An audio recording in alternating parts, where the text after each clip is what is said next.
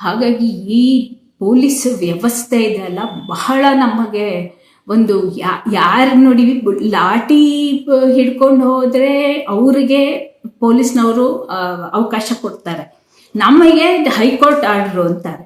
ಇದು ಎಂಥ ಅವ್ಯವಸ್ಥೆ ಇದು ಅಂತ ನನಗೆ ಅರ್ಥ ಆಗ್ತಾ ಇಲ್ಲ. ನೆನ್ನೆ ಸಂಜೆ ದೀಪಾವಳಿ ದಿನ ನಾವೆತ್ತು ನಿಲ್ಲದಿದ್ದರೆ ಅನ್ನೋ ಒಂದು ಮಹಿಳಾ ಸಂಘಟನೆಗಳ ಗುಂಪು ನಾವು ಇಡೀ ರಾಜ್ಯಾದ್ಯಂತ ಕೊಂದವರು ಯಾರು ಅನ್ನೋ ಒಂದು ಅಭಿಯಾನದ ಆಂದೋಲನದ ಮೂಲಕ ಒಂದು ಕರೆಯನ್ನು ಕೊಟ್ಟಿದ್ವಿ. ನಾವೆಲ್ಲರೂ ಹೆಣ್ಮಕ್ಳು ಇಡೀ ರಾಜ್ಯಾದ್ಯಂತ ನ್ಯಾಯಕ್ಕಾಗಿ ಹಣತೆ ಹಚ್ಚೋಣ ಅಂತ ಒಂದು ಕಾರ್ಯಕ್ರಮವನ್ನು ಮಾಡಿದ್ವಿ. ಆದರೆ ನಮಗೆ ಇದ್ದಕ್ಕಿದ್ದಂಗೆ ಒಂದು ನಮಗೆ ಪ್ರೋಗ್ರಾಮ್ ನಿಮಗೆ ಅಲ್ಲಿ ಪರ್ಮಿಷನ್ ಕೊಡೋಕ್ಕಾಗಲ್ಲ ಅಂತ ಹೇಳಿ ಕ್ಯಾನ್ಸಲ್ ಮಾಡಿಬಿಟ್ರು. ಸೊ ಇಲ್ಲಿ ಏನು ಆಯಿತು ಅಂತಂದರೆ, ನಾವು ಅಲ್ಲಿ ಮಧ್ಯಾಹ್ನ ಕ್ಯಾನ್ಸಲ್ ಮಾಡಿ ನಮಗೆ ಬೆಳಗ್ಗೆಯಿಂದಾನೇ ಫೋನ್ ಮಾಡಿ ಕ್ಯಾನ್ಸಲ್ ಮಾಡ್ತಿದ್ದೀವಿ ಅಂತ. ಆಮೇಲೆ ಅವ್ರೇನು ಹೇಳ್ತಾ ಇದ್ರು, ನೀವು ಫ್ರೀಡಮ್ ಪಾರ್ಕಲ್ಲಿ ಮಾಡಿ ಅಂತ. ಸರಿ, ಫ್ರೀಡಮ್ ಪಾರ್ಕಲ್ಲಾದರೂ ಮಾಡೋಣ ಅಂದರೆ ಫ್ರೀಡಮ್ ಪಾರ್ಕ್ ವ್ಯಾಪ್ತಿಗೆ ಬರೋವಂಥ ಪೊಲೀಸ್ನವರು ನಮಗೆ ಕೊಡ್ತಾ ಇಲ್ಲ ಪರ್ಮಿಷನ್. ಹಾಗಾಗಿ ನಮಗೆ ಮತ್ತೆ ನಾವು ಹೇಳಿದ್ವಿ, ಸರ್ ಇಲ್ಲ, ಇಲ್ಲಿ ನಾವು ಬರೀ ಹಣತೆ ಹಚ್ಚಿಬಿಟ್ಟು ನಾವು ಹೋಗ್ತೀವಿ ಅಷ್ಟೇ, ಒಂದು 10 ನಿಮಿಷ ಕೂರ್ತೀವಲ್ಲಿ, ಒಂದು 15 ನಿಮಿಷ ಕೂರ್ತೀವಿ ಅಷ್ಟೇ ಅಂತ.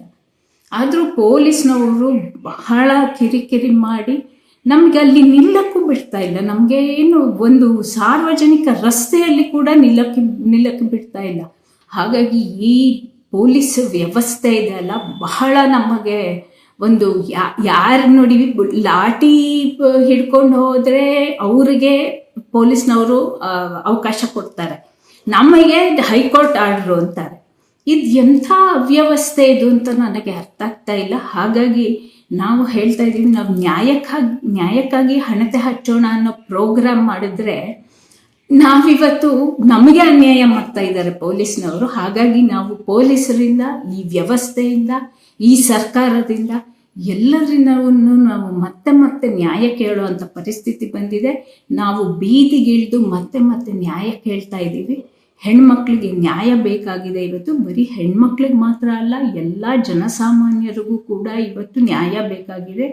ನ್ಯಾಯ ಕೊಡಲಿಲ್ಲ ಅಂದರೆ ಮತ್ತೆ ನಾವು ಬೀದಿಯಲ್ಲೇ ನಿಂತು ನ್ಯಾಯಕ್ಕಾಗಿ ಹೋರಾಟ ಮಾಡುವಂಥ ಪರಿಸ್ಥಿತಿನ ಈ ವ್ಯವಸ್ಥೆ ಮತ್ತು ಈ ಸರ್ಕಾರ ಎಲ್ಲವೂ ಕೂಡ ನಮಗೆ ದಾರಿ ಮಾಡಿಕೊಡುತ್ತೆ ಅಂತ ನಾನು ಹೇಳಕ್ಕೆ ಬಯಸ್ತೇನೆ. ಹಾಗೆ ನಮಗೆ ಪೊಲೀಸ್ನವರು ಟಾರ್ಚರ್ ಮಾಡಿ, ಹರಾಸ್ ಮಾಡಿ, ನಿಮ್ಮನ್ನು ಅರೆಸ್ಟ್ ಮಾಡ್ತೀವಿ ಅನ್ನೋ ಮಾತುಗಳೆಲ್ಲ ತುಂಬ ಕೆಟ್ಟದಾಗಿ ವರ್ತನೆ ಮಾಡಿದ್ರು.